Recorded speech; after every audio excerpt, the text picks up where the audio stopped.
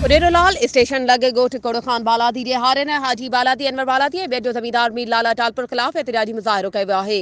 इन हवाले से तफ़सील ॾियण लाइ असां लाइन ते मौजूद आहे रेरोलाल मां CN news reporter Mumtaz Ali वरिया। जी मुमताज़, छा तफ़सील आहिनि?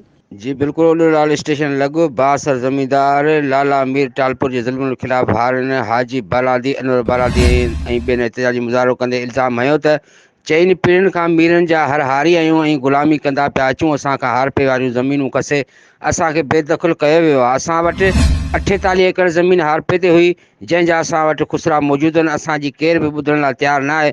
हिन वक़्तु असांखे घर खाली करण लाइ मोतमार धमकियुनि समेत असांखे कूड़नि क़िस्म फासण जूं धमकियूं ॾिनियूं पियूं वञनि। हारन एतिराज़ कंदे IG सिंध DIG हैदराबाद खां मुतालबो कयो त नोटिस वठी बासर जे ज़ुल्म खां बचाए वञे। जी मेहरबानी मुमताज़, तफ़सीलन खां आगाह करण जे लाइ।